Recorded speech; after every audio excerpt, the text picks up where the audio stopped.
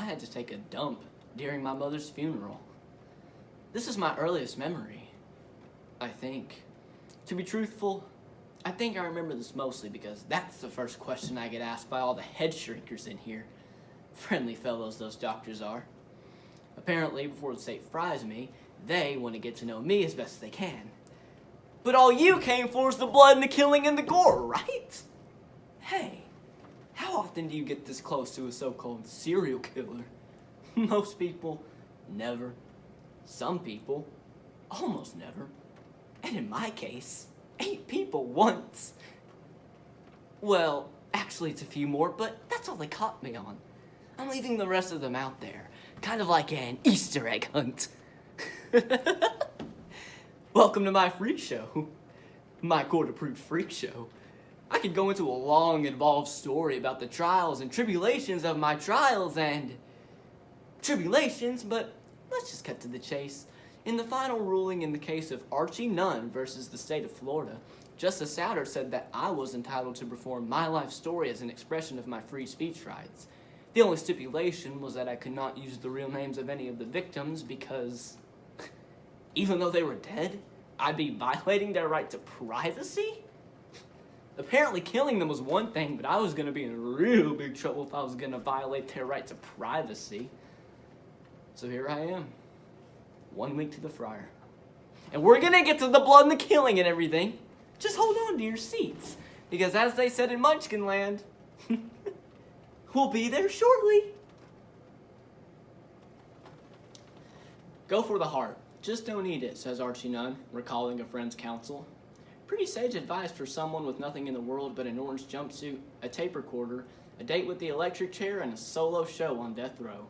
A legendary killer, Nunn has one last wish: to heap massive abuse on the Disney Corporation, which he blames for his problems, and to tell of his twin obsession with serial television and serial murder. So I Killed a Few People, by Gary Ruderin and David Summers.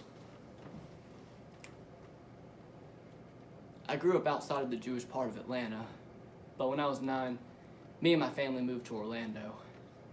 My dad works for the company. He's an electrical engineer for Disneyland. He's a nice guy, always gets along with everyone. When I was a kid, I watched the movies and the TV shows and I bought the image.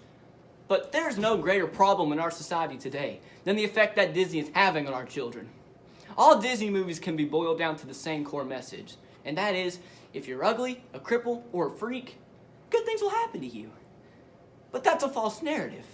If Disney really wanted to help all little kids, they would show them movies and TV shows that send out a real message about life. And that is, if you're an ugly, crippled freak, here's what's going to happen to you. Nothing. People will hate you. Mommies and daddies will like cripples.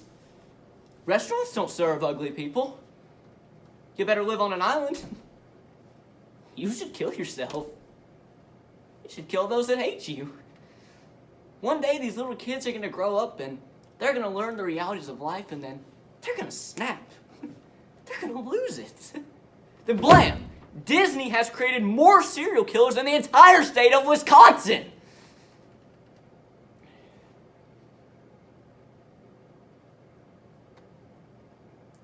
I guess if I have any regrets, it's that I've hurt my dad. Like I said, he's a good guy and a good dad, and he ended up with a serial killer for a son. Not a ringing endorsement of fatherhood, but I don't blame him and no one should. He is in denial about my death, though. He's never asked me about the killings, or why, or anything. He came to say goodbye to me. We were sitting there. It was a little awkward, so I break the ice. I said, "Hey, Dad, they told me the chair's the new 10,000 model from Westinghouse." This perked him up a little.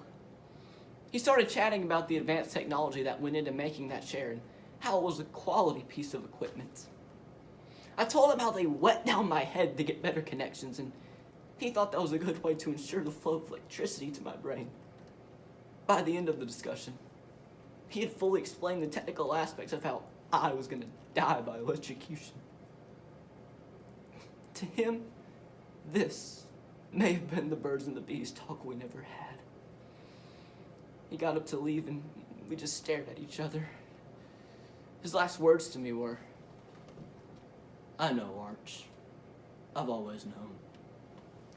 And then he turned around and left, and I just stared at him. I made a slight wave. It was after I couldn't see him. I just... Right before they pull the switch, they ask you for your last words. I think I'll tell them about the only time I've ever killed out of genuine anger. The only time that I lost something I truly cared about. It was my first time. My first killing. I told you about my dad and how he was a good man, but when I was growing up, he didn't have much time for me, working at Disney and all. As for my mother, being happy to her meant vodka martinis for breakfast, lunch, and dinner with bourbon snacks throughout the day. Well, let's just say I was raised by the TV. TV was my mother, father, priest, friend. You have to admit how valuable television is. It's got comedy, drama, news, and history. And when I did want to be alone, all I had to do was turn it off, and all my little friends would disappear and be there waiting for me when I was ready to get together again. The best part, they're never going to be too tired to play, or too busy, or too drunk. I thought things were going okay in life in general, but then there was this one chick. I don't know if she was jealous or what, but she was always trying to come between me and my friends. She'd mock us because we were all so close. She'd whine about how I was losing touch with reality. I told her the TV was just as real as anything else, and that a lot of my friends were there. She had no friends. She grew more jealous of me and my friends. And then one day, we just had a real blowout of a fight. She was drinking, so I went to my room and turned on the TV. When all of a sudden in the doorway behind me, I hear this heavy breathing. I turn and she's standing there, panting, sweating, and holding a claw hammer in her hand. She had lost it. But I wasn't afraid.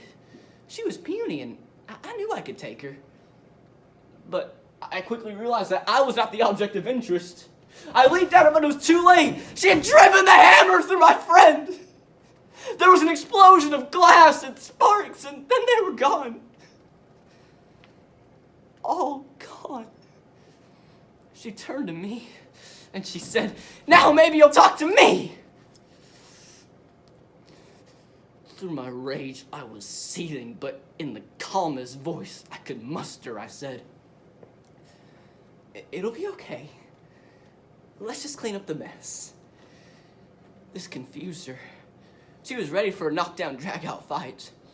She handed me the claw hammer and turned to go get the dustpan. And when she turned around, I dug the claw into the hammer into the back of her skull. And I dragged her back into the room. She was screaming. So I took the blunt into the hammer and I smashed it into her throat. She really started crying then. But I know it's just to manipulate me, you know? Mess with my emotions. Turn my friends against me. Actually, she owed my friends an apology. I picked her up and I threw her head first into the TV. And I said, "You tell them you're sorry. You tell Johnny Carson and Johnny Quest you're sorry. Tell them what they want, Johnny." I can't believe I ate the whole thing. "Lucy, you got some splaining to do." "Hogan, this tape will self-destruct in 5 seconds. MICKEY. Why? Why?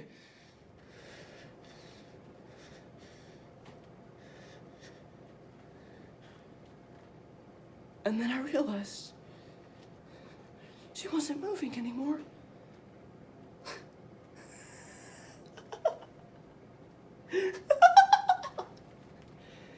I let the body drop, but the head stayed in. I stared at it for a long time. It wasn't as good as regular TV, but I was fascinated by it. It was like making my own kind of television. I liked this show. I wanted to see more of this show. I stared at her head for a long time. A long while. I don't remember much after that. Except I had to take a dump at her funeral.